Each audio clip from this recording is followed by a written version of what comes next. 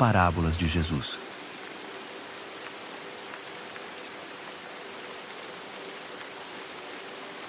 O que vocês acham? Um agricultor estava semeando. Enquanto fazia seu trabalho, algumas sementes caíram pelo caminho, e as aves as comeram. Outras caíram no meio dos pedregulhos. Brotaram rapidamente, mas não aprofundaram raízes. Com o calor do sol, secaram tão rapidamente quanto haviam brotado. Outras ainda caíram no meio das ervas daninhas. As sementes chegaram a brotar, mas foram sufocadas. Por fim, algumas, porém, caíram em boa terra e produziram uma colheita que superou todas as expectativas. Vocês estão entendendo?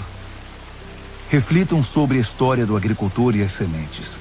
Quando alguém ouve as novas do reino e não se apropria delas, elas permanecem na superfície. Então vem um maligno e as arranca do coração do ouvinte. Essa é a semente que o agricultor espalhou pela estrada.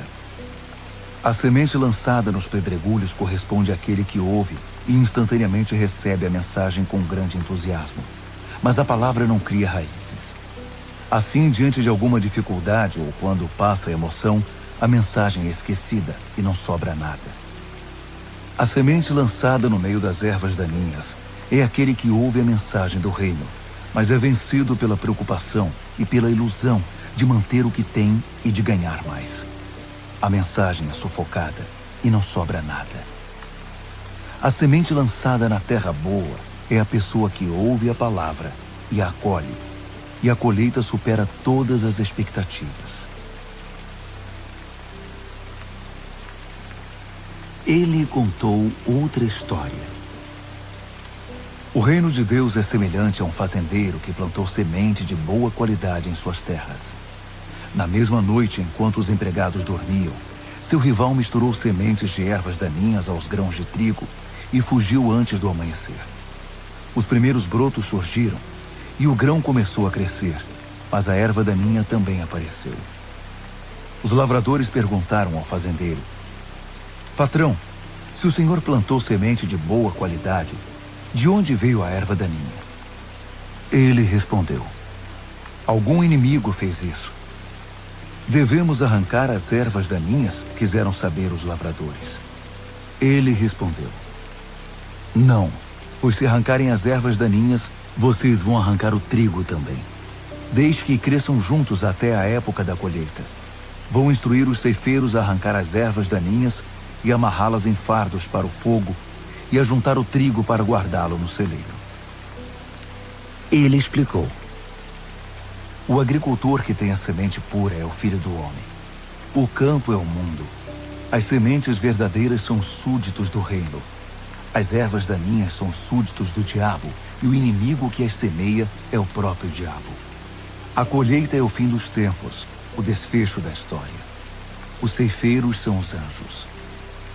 A cena em que as ervas daninhas são enfeixadas e queimadas faz parte do último ato. O Filho do Homem enviará seus anjos, arrancará as ervas daninhas de seu reino e as jogará no lixo. Será o fim delas. Ainda tentarão reclamar com o céu, mas ninguém as escutará. Ao mesmo tempo, as vidas prontas, santas e maduras, irão adornar o reino do Pai. Vocês estão entendendo? Outra história. O reino de Deus é como a semente de mostarda plantada por um agricultor. É uma das menores sementes, mas uma vez plantada, germina e cresce tanto que os pássaros fazem ninhos em seus ramos. Mais uma história. O reino de Deus é como o fermento que uma mulher põe na massa para fazer muitos pães e fica esperando a massa crescer. Tudo o que Jesus fez naquele dia foi contar histórias. Uma longa tarde de histórias. Também foi o cumprimento de uma profecia. Abrirei minha boca e contarei histórias. Trarei a público coisas ocultas desde o primeiro dia da existência do mundo.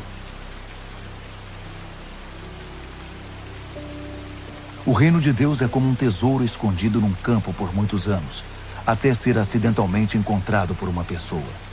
Ela fica eufórica com a descoberta e vende tudo o que possui a fim de reunir a quantia necessária para comprar aquele campo. O reino de Deus também é como um comerciante de joias que busca as melhores pérolas. Um dia encontra a pérola perfeita e imediatamente vende tudo o que possui para comprá-la. O reino de Deus também é como uma rede de pesca lançada ao mar, que apanha toda espécie de peixes. Quando está cheia, é puxada até a praia. Os peixes bons são recolhidos e guardados no tonel. Os que não estão bons são jogados fora. Assim será feito no desfecho da história. Os anjos virão, separarão os peixes ruins e os jogarão fora. Haverá muita reclamação e desespero, mas isso não vai fazer nenhuma diferença. Jesus perguntou: "Vocês estão entendendo?" Eles responderam: "Sim." Ele acrescentou: "Então vocês já devem ter notado que o aluno bem instruído no reino de Deus é como o proprietário de uma loja que tira da prateleira o que necessita, novo ou usado, no momento em que precisa."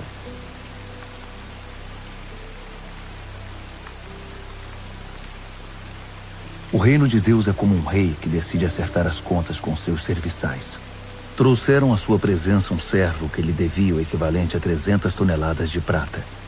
Ele não podia pagar uma dívida tão vultosa.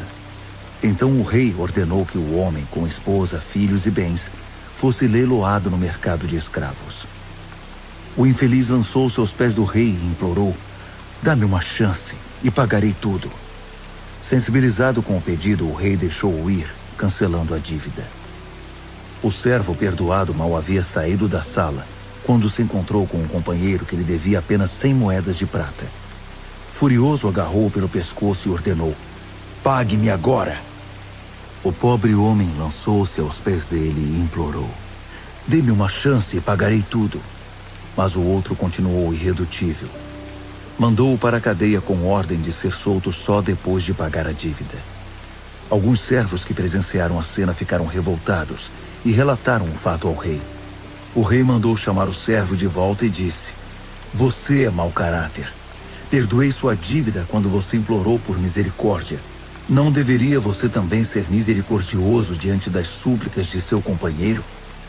O rei estava furioso e mandou que aquele servo ficasse na prisão até pagar toda a dívida. Meu Pai no céu fará exatamente a mesma coisa com aquele que não perdoar incondicionalmente qualquer um que peça misericórdia. Imaginem que um de vocês tenha 100 ovelhas e perca uma delas. Será que não vai deixar as 99 no pasto para ir atrás da que se perdeu? E quando a encontrar, ficará feliz da vida e a levará nos ombros de volta para casa. Vai até chamar os amigos e vizinhos e dizer: "Vamos comemorar. Encontrei a ovelha que eu havia perdido." Acreditem, há mais alegria no céu pela vida resgatada de um pecador que por 99 pessoas que acham que não precisam de salvação. Imaginem uma mulher que tenha 10 moedas e perca uma delas. Será que ela não vai pegar uma lanterna e vasculhar a casa até encontrá-la? E quando a encontrar, vai chamar os amigos e vizinhos e dizer: "Vamos comemorar. Achei a moeda que eu havia perdido." Acreditem, cada vez que uma alma perdida se reencontra com Deus, os anjos também comemoram.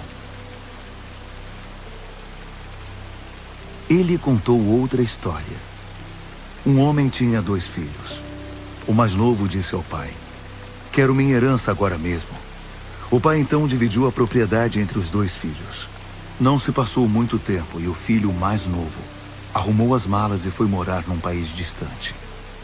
Por ser indisciplinado e esbanjador, desperdiçou tudo o que possuía. Estava já sem dinheiro quando uma seca devastou aquele país e ele começou a passar necessidades. Um cidadão o contratou para cuidar de porcos e, para piorar, ninguém lhe dava nada. Ele chegou a passar tanta fome que teve vontade de comer a lavagem dos porcos.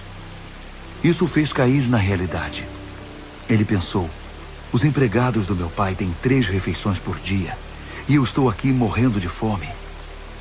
Já sei, Vou voltar para casa e dizer ao meu pai: pequei contra Deus e contra o Senhor. Não mereço nem ser considerado seu filho. Ser um dos seus empregados já está muito bom. Decidido, levantou-se e tomou o caminho de casa. Ele ainda estava bem longe na estrada quando o pai o avistou. O coração do velho disparou e ele correu para abraçar e beijar o filho, que começou seu discurso. Pai, pequei contra Deus e contra o Senhor. Não mereço nem ser chamado de seu filho outra vez. O pai nem quis escutar. Chamou os empregados e ordenou: rápido, tragam uma roupa decente para ele. Tragam também o anel da família e um par de sandálias. Depois vão buscar uma novilha bem gorda e preparem um churrasco. Vamos festejar. Vamos nos divertir. Meu filho está aqui, vivo. Não está mais perdido. Foi achado e a festa começou. Tudo isso se deu enquanto o filho mais velho estava no campo. No final do dia, ele voltou para casa. Ao se aproximar, ouviu o som da música e das danças. Intrigado, perguntou a um dos empregados o que estava acontecendo. Ele contou a novidade. Seu irmão voltou para casa. Seu pai ficou tão contente de recebê-lo de volta são e salvo que mandou fazer uma festa. O irmão mais velho ficou tão revoltado que não quis participar da comemoração. O pai tentou conversar com ele, mas ele nem quis ouvir e protestou. Há quantos anos trabalho para o Senhor sem nunca reclamar? E alguma vez ganhei uma festa para mim e meus amigos? Agora esse seu filho, que desperdiçou todo o seu dinheiro com prostitutas, aparece aqui e o Senhor lhe dá uma festa dessas? O pai respondeu: filho, você não entende. Você está comigo o tempo todo e tudo que é meu é seu. Mas este é um momento muito especial. Precisamos celebrar. Seu irmão estava morto, mas agora está vivo. Ele estava perdido, mas foi encontrado. Certa vez um homem viajava de Jerusalém para Jericó. No caminho foi atacado por ladrões. Eles o espancaram e fugiram com suas roupas, deixando-o quase morto. Pouco depois, um sacerdote passou por aquela estrada. Mas quando viu o homem, esquivou-se e simplesmente foi para o outro lado. Em seguida, surgiu um religioso levita. Ele também evitou o homem ferido. Um samaritano que viajava por aquela estrada aproximou-se do ferido. Quando viu o estado do homem, sentiu muita pena dele. Aplicou ao ferido os primeiros socorros, desinfetando os ferimentos e fazendo alguns curativos. Pôs o homem sobre o jumento em que viajava e levou-o até uma pensão. Na manhã seguinte, entregou 2 moedas de prata ao dono da pensão e disse: cuide bem dele. Se custar mais, ponha na minha conta. Pago quando voltar. O que você acha? Qual dos 3 é o próximo do homem atacado pelos ladrões? Aquele que o tratou com bondade, respondeu o líder religioso. Jesus concluiu: faça a mesma coisa.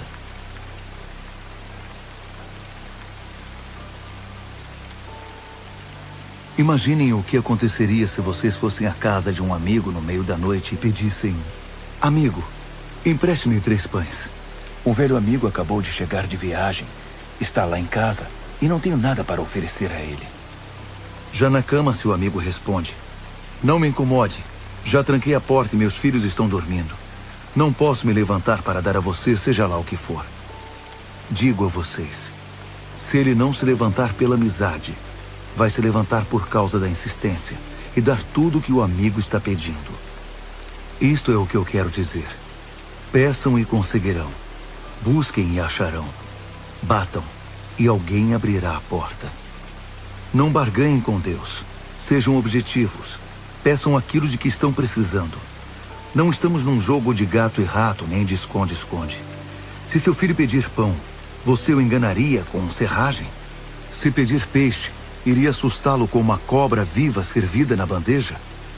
Maus como são, vocês não pensariam em algo assim, pois se portam com decência, pelo menos com seus filhos. Não acham então que o Pai que criou vocês com todo amor não dará o Espírito Santo quando pedirem? Jesus contou uma história para mostrar que é necessário orar sempre, sem desistir. Havia um juiz em determinada cidade que não se importava com Deus nem com as pessoas. Mas uma viúva estava sempre atrás dele, pedindo: meus direitos estão sendo violados. Faça alguma coisa. Ele nunca dava atenção à mulher. Mas como ela não desistia, ele disse a si mesmo: não me importo com Deus, e menos ainda com as pessoas. Mas essa viúva não vai me dar sossego. Melhor eu tomar providências para que ela receba justiça. Do contrário, vou acabar maluco com essa insistência.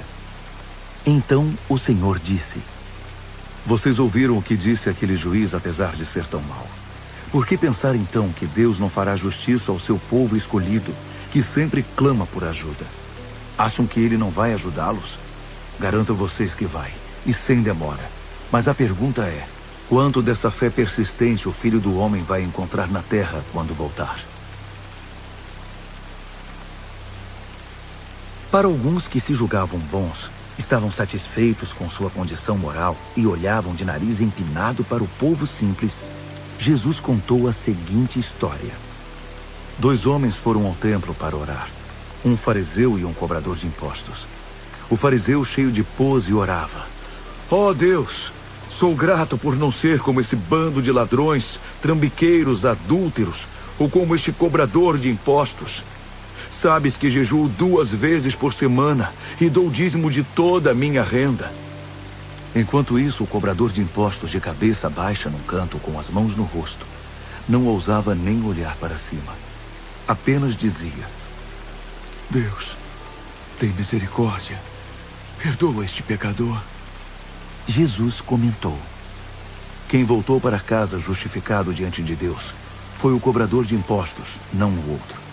Se você andar por aí de nariz empinado, vai acabar de cara no chão. Mas se com humildade enxergar quem você é, acabará se tornando uma pessoa melhor.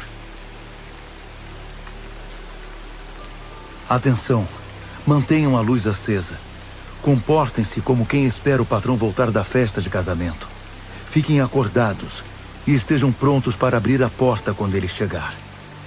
Empregados responsáveis são bem vistos pelo patrão. Ele fará questão de sentar-se à mesa ou mesmo de servir a refeição a eles, continuando a festa de casamento. Não importa que hora da noite chegue, ele os encontrará acordados. E como serão abençoados! Se o dono da casa soubesse a noite em que o ladrão viria, não ficaria fora até tarde, nem deixaria a porta destrancada. Por isso não sejam descuidados e negligentes. O Filho do Homem se manifestará justamente no momento em que vocês não esperam. Quem é o administrador confiável e sábio, incumbido pelo patrão, de alimentar seus trabalhadores na hora certa? É aquele que o patrão encontra fazendo o seu trabalho quando regressa. É um homem abençoado. Mas se o administrador disser para si mesmo: o patrão está demorando, e começar a maltratar os outros empregados e a passar o tempo farreando com os amigos, a chegada do patrão será uma triste surpresa para ele. Perderá o cargo e seu destino será o pior possível.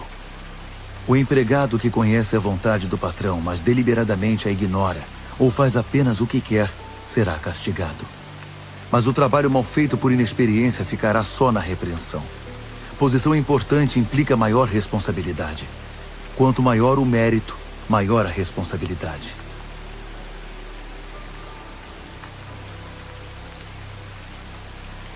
O reino de Deus é também como um homem que saiu para uma longa viagem. Antes de partir, chamou seus empregados e lhes delegou responsabilidades. Ao primeiro deu 5.000 moedas, ao segundo 2.000 e ao terceiro 1.000, conforme a capacidade deles. Feito isso, partiu. Imediatamente o primeiro empregado começou a trabalhar e duplicou o investimento do patrão. O segundo fez o mesmo. Mas o homem que recebera 1.000 moedas preferiu guardá-las num cofre. Depois de uma longa ausência, o patrão deles voltou e foi acertar as contas com os 3 empregados. O que havia recebido 5.000 moedas relatou que duplicaram o investimento. O patrão elogiou: bom trabalho, você soube negociar. De hoje em diante será meu sócio. O empregado que recebera 2.000 moedas também conseguiu duplicar o investimento do patrão, e este o elogiou: bom trabalho, Você soube negociar. De hoje em diante será meu sócio. O empregado que recebera 1000 moedas declarou: Patrão, sei que o senhor tem padrões elevados e detesta as coisas mal feitas, que é exigente ao extremo e não admite erros. Fiquei com medo de desapontá-lo, por isso guardei seu dinheiro num cofre bem seguro. Aqui está seu dinheiro são e salvo até o último centavo. O patrão ficou furioso. Odeio essa filosofia de vida que não aceita correr riscos. Se você sabe que sou exigente, por que não fez o mínimo que se podia esperar? O mínimo seria aplicar o dinheiro num banco. Haveria pelo menos um pequeno rendimento. Ele ordenou: pegue as 1000 moedas e as entregue ao que arriscou mais. E tirem o senhor garantia daqui. Lancem-no fora nas trevas exteriores. Certa vez um homem descendente de uma casa real precisou fazer uma longa viagem de volta à capital do reino, a fim de conseguir a autorização para seu governo.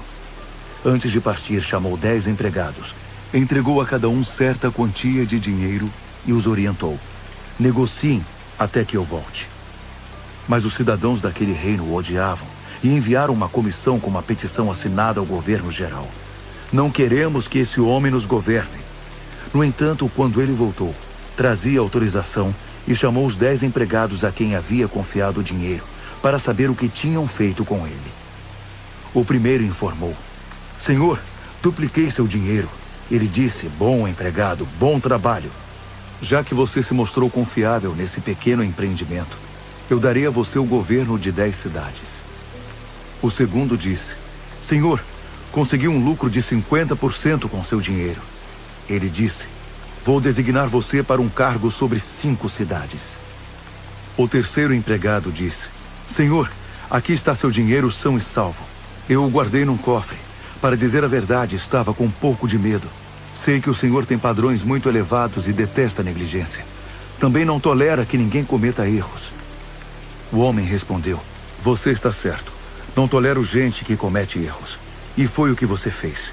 Por que não investiu o dinheiro em ações para conseguir pelo menos um pequeno lucro?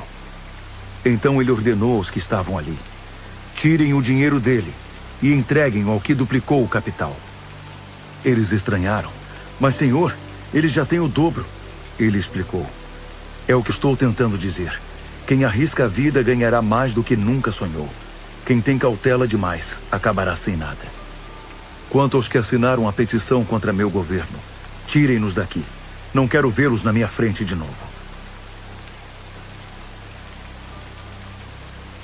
O reino de Deus é como o administrador de uma propriedade rural que saiu bem cedo de manhã a fim de contratar pessoas para trabalhar em sua vinha. Eles concordaram em receber uma moeda de prata por dia e foram trabalhar. Mais tarde, por volta das 9 da manhã, o administrador viu alguns desempregados andando pela praça da cidade. Ele lhes propôs que fossem trabalhar em sua vinha a um preço justo, e assim foram. O administrador fez o mesmo por volta do meio-dia, e de novo às 3 da tarde. Às 5 horas ele saiu e ainda encontrou homens desocupados, e perguntou a eles: por que estão aí o dia inteiro sem fazer nada? Eles responderam: porque ninguém nos contratou. Então ele os contratou também para trabalhar na vinha. Quando o expediente terminou, o proprietário da vinha instruiu seu capataz: chame os trabalhadores e pague o salário deles. Comece com os que foram contratados por último e prossiga até os primeiros. Os que foram contratados às 5 horas da tarde vieram e cada um deles recebeu o mesmo valor acertado com os primeiros. Quando os que foram contratados primeiro viram isso, imaginaram que iriam ganhar mais. Contudo, receberam o mesmo valor. Revoltados, reclamaram com o administrador: o último grupo trabalhou apenas 1 hora e você pagou a eles o mesmo que nós, que trabalhamos como escravos o dia inteiro, debaixo de um sol escaldante. Ele respondeu ao que falava em nome de todos: amigo, não fui injusto. Nós concordamos com esse valor, não concordamos? Então pegue seu dinheiro e vá embora. Decidi dar ao último grupo o mesmo que daria a você. Será que não posso fazer o que quero com o meu dinheiro? Você vai se mostrar mesquinho por eu ter sido generoso? Aí está mais uma vez a grande inversão. os primeiros terminando por último, e os últimos terminando primeiro. Um homem rico contratou um administrador. Ele soube que seu empregado, tirando proveito do cargo, incluía nas contas da casa grandes gastos pessoais. Então o homem resolveu tirar satisfação. O que é isso que ouço a seu respeito? Você está demitido e quer uma auditoria completa das contas. O administrador disse para si mesmo: o que vou fazer agora? Perdi meu emprego, não sou forte o bastante para trabalhos pesados e tenho vergonha de mendigar. Ah, já sei, é isto que eu vou fazer. Então, quando for mandado embora, as pessoas vão me receber em casa. Assim ele fez. Um após outro chamou as pessoas que deviam para seu patrão. Ao primeiro disse: quanto você deve ao meu patrão? 100 jarros de azeite de oliva, foi a resposta. O administrador disse: aqui está. Pegue sua conta, sente-se ali e escreva 50. A outro devedor ele disse: e você, quanto deve? Ele respondeu: 100 sacos de trigo. Ele disse: pegue sua conta e escreva 80. Agora vem a surpresa. Sabendo disso, o patrão elogiou o administrador desonesto. Sabem por quê? Porque ele sabia cuidar de si mesmo. Quem sobrevive nas ruas são mais astutos nessas questões do que os bons cidadãos. Eles estão sempre alerta, buscando opções, vivendo da própria astúcia. Quero que vocês sejam astutos assim, mas só para o que é correto. Aproveitem as adversidades para motivar a criatividade. Aprendam a concentrar-se no que importa. Assim vocês terão uma vida de verdade. Não sejam apenas bons cumpridores de regras. Imagine que um de vocês tem um empregado que voltou depois de arar a terra ou de cuidar das ovelhas. Será que você vai guardar o casaco dele, preparar a mesa e convidar: sente-se e coma?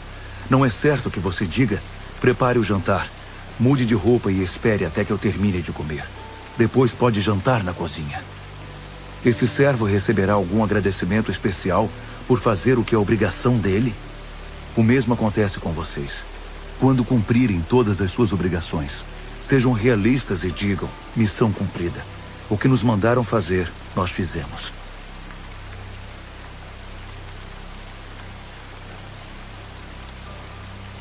Quando finalmente vier numa aura de resplendor e seus anjos com ele, o Filho do Homem irá sentar-se em seu trono glorioso.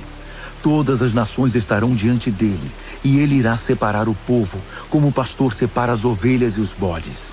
Aquelas à sua direita, estes à sua esquerda. O rei dirá aos que estiverem à sua direita: entrem, vocês que são abençoados por meu Pai. Tomem posse do que está reservado para vocês no reino, desde a fundação do mundo.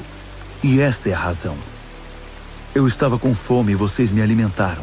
Eu estava com sede e vocês me deram de beber. Eu estava sem casa e vocês me deram um quarto. Eu estava com frio e vocês me deram agasalho. Eu estava doente e vocês me visitaram. Eu estava preso e vocês vieram me ver. Então as ovelhas vão dizer: mestre, do que estás falando? Quando foi que te vimos com fome e te alimentamos, sedento e te demos de beber? E quando foi que te vimos doente ou preso e fomos te visitar? O rei dirá: afirma esta verdade solene. Toda vez que vocês fizeram essas coisas a algum marginalizado ou excluído, aquele era eu. Estavam ajudando a mim. Depois ele se voltará para os bodes, à sua esquerda, e dirá: saiam, seus inúteis. Vocês não prestam para nada, a não ser para o fogo do inferno. E sabem por quê? Porque eu estava com fome e vocês não me deram comida. Eu estava com sede e vocês não me deram de beber. Eu estava sem casa e vocês não me deram uma cama. Eu estava com frio e vocês não me agasalharam. Eu estava doente e preso e vocês nunca me visitaram. Os bodes então dirão: mestre, do que estás falando? Quando foi que te vimos com fome, com sede, sem teto, com frio, doente ou na cadeia e não te ajudamos? Ele responderá: afirma esta verdade solene. Toda vez que vocês deixaram de fazer uma dessas coisas a algum marginalizado ou excluído, aquele era eu. Deixaram de ajudar a mim. Então os bodes serão conduzidos à condenação eterna, mas as ovelhas à recompensa eterna. O reino de Deus é como 10 moças virgens, que com lamparinas na mão, saíram para saudar o noivo. 5 eram tolas, e 5 eram prudentes.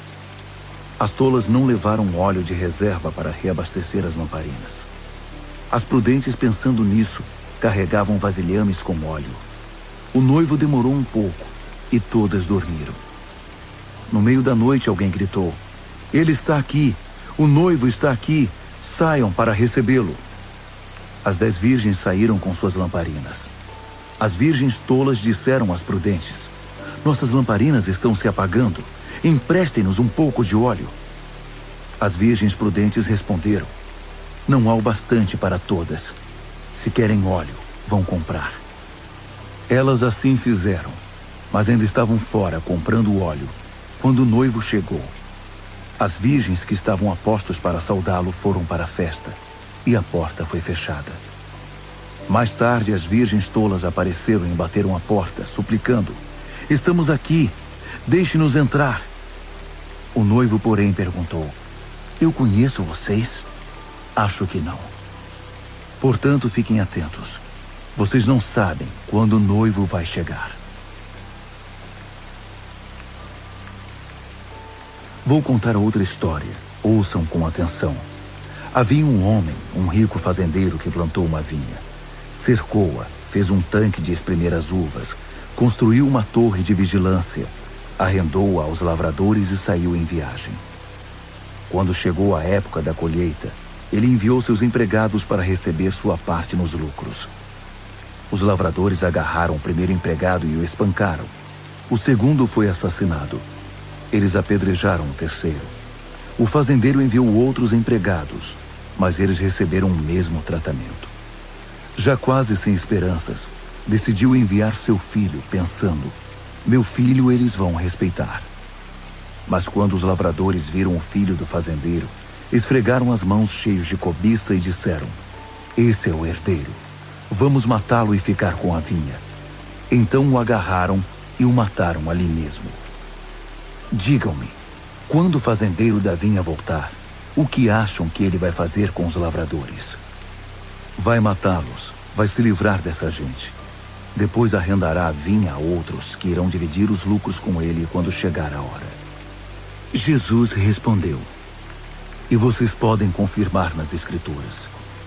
A pedra que os pedreiros rejeitaram é agora a principal. Isso é obra de Deus.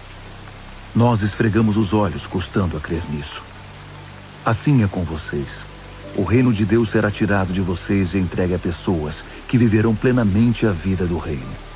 Quem tropeçar nessa pedra será despedaçado, e aquele sobre quem a pedra cair ficará esmagado." Jesus continuou contando histórias. O reino de Deus, disse, é como um rei que promoveu um banquete de casamento para seu filho.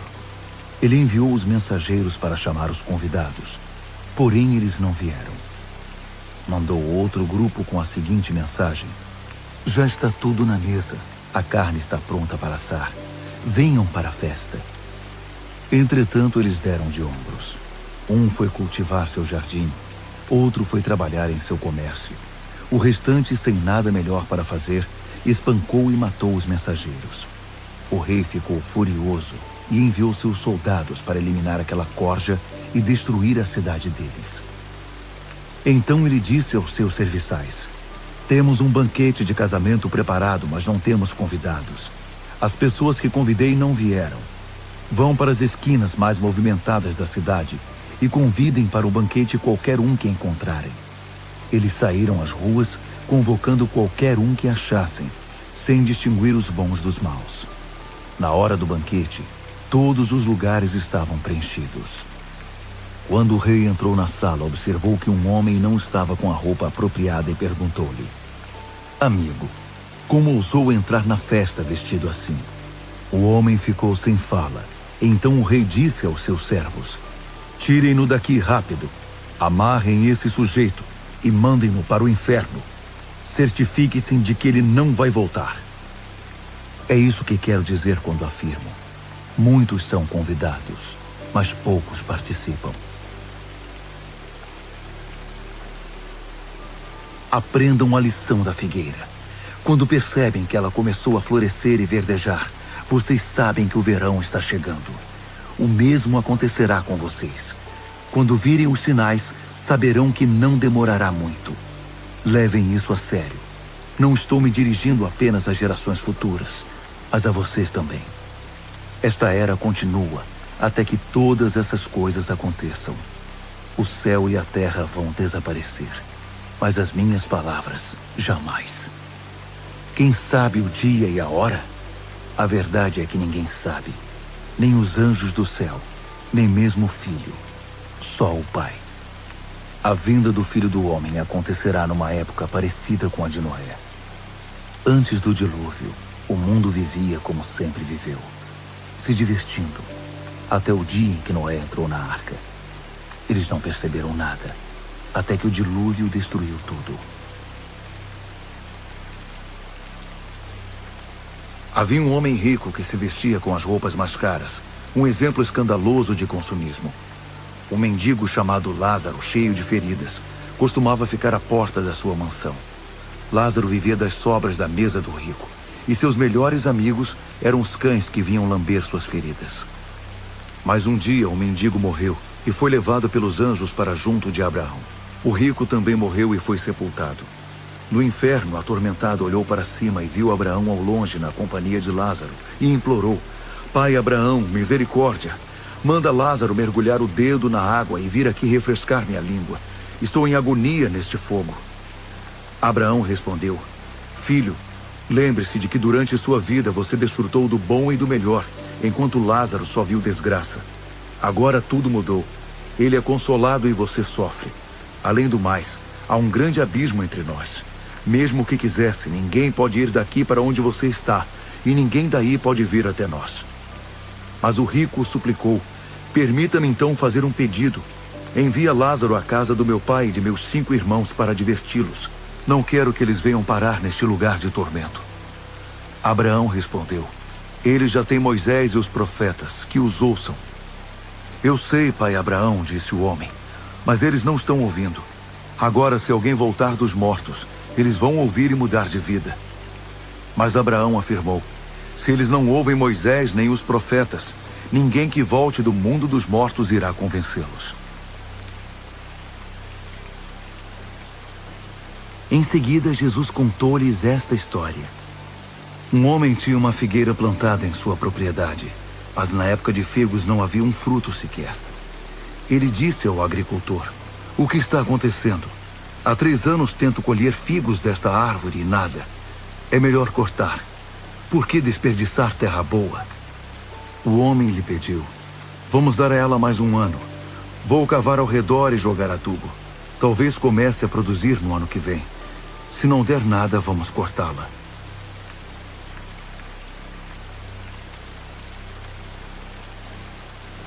Jesus lhe disse: Simão, tenho algo para dizer a você. É mesmo? Diga-me. 2 homens deviam a um banqueiro. Um devia 500 moedas de prata e outro 50. Nenhum dos 2 tinha como pagar. Por isso o banqueiro perdoou a dívida de ambos. Qual deles teria ficado mais agradecido? Simão respondeu: Acho que aquele que recebeu o perdão maior. Tem razão, disse Jesus. Então voltou-se para a mulher, mas ainda falando a Simão, perguntou: Vê essa mulher? Eu vim à sua casa, e você não me trouxe água para os pés.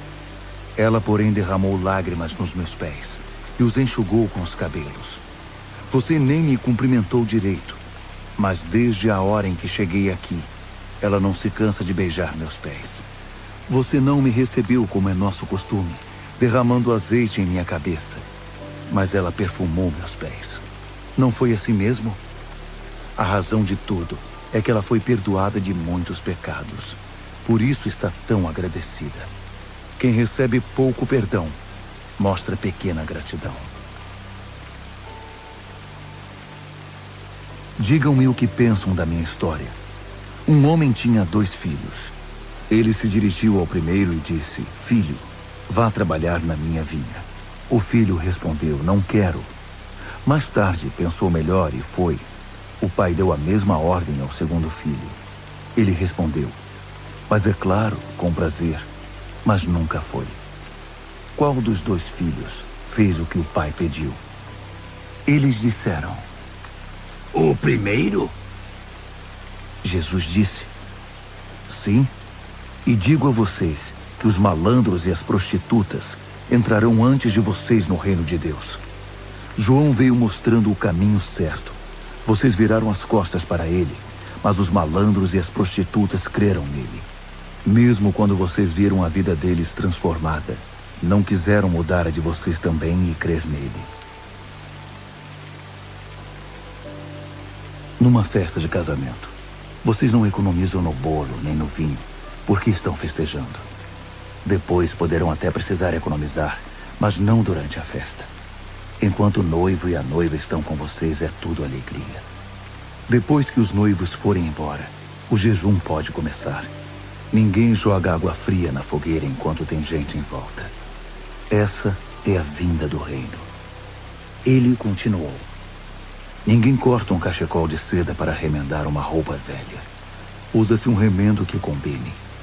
Também não põe vinho em garrafas rachadas. Digo ainda, ninguém que tenha provado um vinho velho da melhor qualidade irá trocá-lo por um vinho novo. Certa vez um homem deu uma grande festa e convidou muita gente. Na hora do jantar enviou um criado para avisar: venham, a comida está na mesa. Estranhamente, todos começaram a apresentar desculpas, um após o outro. O primeiro disse: comprei algumas terras e preciso vê-las. Aceite minhas desculpas. O segundo disse: comprei 5 juntas de bois e preciso testá-las. Aceite minhas desculpas. Outro disse: acabei de me casar e preciso ficar com minha esposa.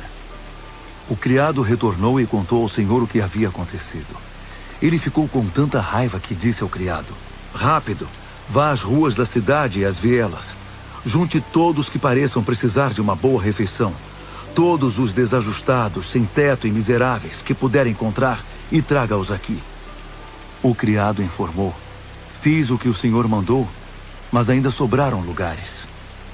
O homem ordenou: vá para a periferia e traga para cá qualquer um que encontrar. Quero a casa cheia. Vou dizer uma coisa: nenhum daqueles a quem mandei convite vai participar da minha festa. Quando alguém convidar vocês para um jantar, não ocupem um lugar de honra. Alguém mais importante que você pode ter sido convidado, e o anfitrião dirá na frente de todos os convidados: desculpe, você pode dar licença? O lugar de honra pertence a este homem. Com a maior vergonha, você terá de se acomodar na última mesa, no lugar que sobrar. Quando você for convidado para uma festa, sente-se no último lugar. Quando o anfitrião entrar na sala, ele dirá: o que você está fazendo aí? Venha para a frente. Você será motivo de comentários na festa. O que eu estou dizendo é que se você andar por aí com o nariz empinado, vai acabar com a cara no chão. Mas se souber ficar no seu lugar, será recompensado.